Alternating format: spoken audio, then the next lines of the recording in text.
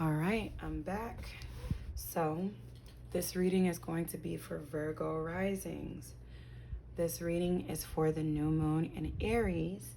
And for Virgo risings, the new moon is transiting your 8th house. 8th house is dealing with Scorpio energy. So this is about intense transformation and transmutation. This is about death and rebirth, letting go so that you can go on to the next cycle. This is also dealing with shared resources as well, okay? The new moon conjunct Chiron is showing increased awareness to, deep wounds. And with the new moon transiting your 8th house, this energy might be extremely intense, but this pressure is going to make you a diamond, I promise, because you're going to learn the ability to be able to heal yourself. And, you might have the courage to speak up and talk about the things that you feel hurt you. So, yeah, this could bring up a lot of inner child wounds. So I'm going to start off with shuffling my own little tarot deck that I made. Okay. I typically pull 2. So what do we have for Virgo rising transiting the 8th house? What message do you have? Okay. Yeah, I feel like those just kind of fell out by default, y'all. What we got? The moon. Interesting. I need one more.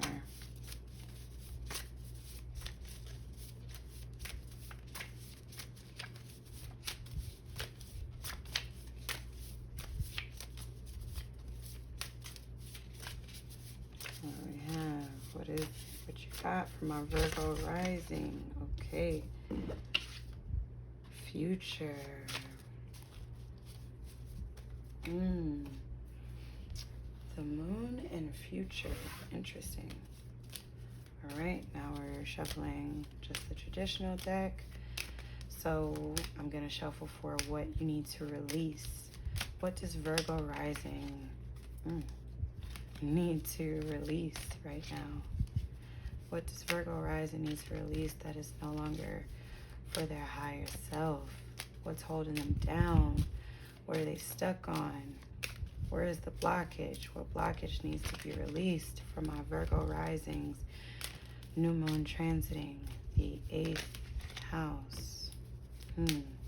Interesting. It's crazy because, yeah, that was also pulled for Cancer rising too. Okay. Oh, interesting. Okay, now we're going to shuffle for what we need to embrace. What does Virgo rising need to embrace on this transformative time for this new moon? What does Virgo rising need to embrace? Is there anything else? Virgo rising, what do you need to embrace? Is that it?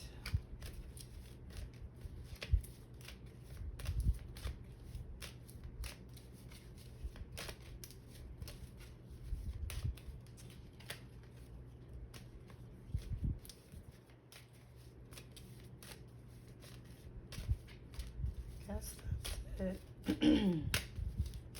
I want clarification though, so zoop. What does Virgo rising need to embrace? Virgo rising, what do you need to embrace?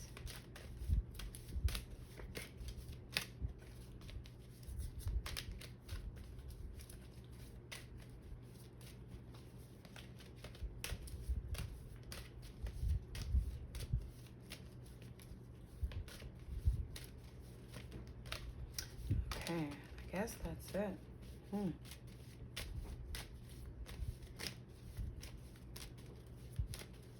I like to shuffle cards and just do the free fall method for me. I always want to see what cards will naturally fall out. Oh, we had something.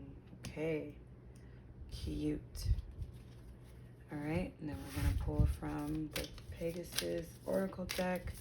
Spirit animal, what do you have for my Virgo risings.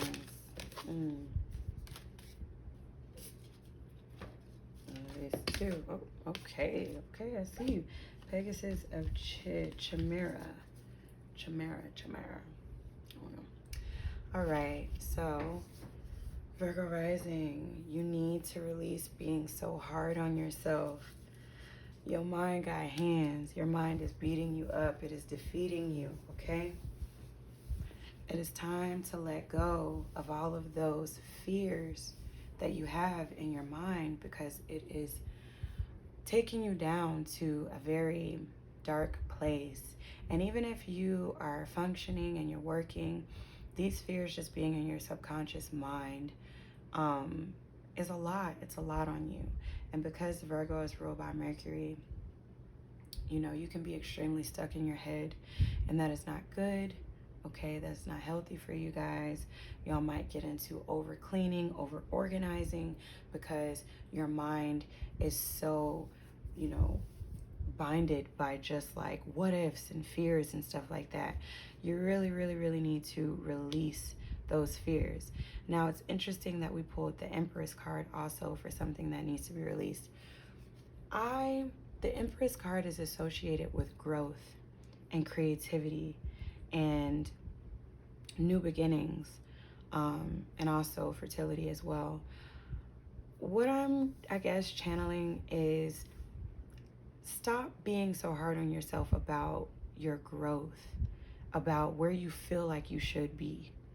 You know, you might be like, I feel like, you know, I should be further in, you know, the company that I'm working with, or I should be making this amount of money by now, or, you know, my business that I started, it should have been doing these type of numbers, or, you know, my following or something like that. You're being way too hard on yourself. You're actually repelling growth to actually take place, because you're in your mind. You're not really surrendering. You're not allowing spirit. You're not allowing, you know, spirit to work on your behalf so that you can see. You're not even giving yourself a pat on the back and congratulating yourself for all that you've been doing. It is hard having Virgo placements, okay? It's hard, okay? So like, you need to take time to ground yourself. Ground yourself. Go put your actual feet in the ground. Ground yourself. Take a deep breath, okay? I know that sounds kind of cheesy, but like, you need to ground yourself. You need to really focus on the things that are present. You need to focus on the present. I'm grateful that I woke up this morning. I'm grateful, you know, that today was a sunny day. I'm grateful for the rain. I'm grateful for the cloudy day. I'm grateful for, you know, being an extension of my ancestors, okay? I'm getting to do things that they didn't get to do, and they're living through me. It is my responsibility to try to make the best of my days while I'm here for my future generations that are coming, my future children that could come through. Okay, because this is also dealing with fertility as well. If there are any Virgo risings that, you know, really want to have a baby right now, and you're being hard on yourself because maybe it's not happening as quickly as you want to, you are repelling that energy, okay? You're in your mind, so you really need to get into subconsciously, you know, am I secretly like fearful of, you know, parenthood, of being a mother, of being responsible for something? Does this highlight my inner child wounds? You know, am I feeling like I'm not going to be a good parent in some type of way or something like that? Like, you really need to kind of get into your mind, and like, don't let your mind defeat you. You know, you got to get in there with your mind and be like, listen now, let's organize these thoughts, and let's like really see if this is a real thing that I should fear, a real thing that I should feel, you know? Y'all's minds are powerful, so y'all could manifest y'all's fears very quickly. And not to even put that fear on you either, but just like, you know, you have the power to combat that. So know that you are more powerful than you allow yourself to be. Okay? But creation can happen here. Growth can happen. You just got to get out of your mind. Now, the things that you need to embrace. You need to embrace your voice. Cut the shit.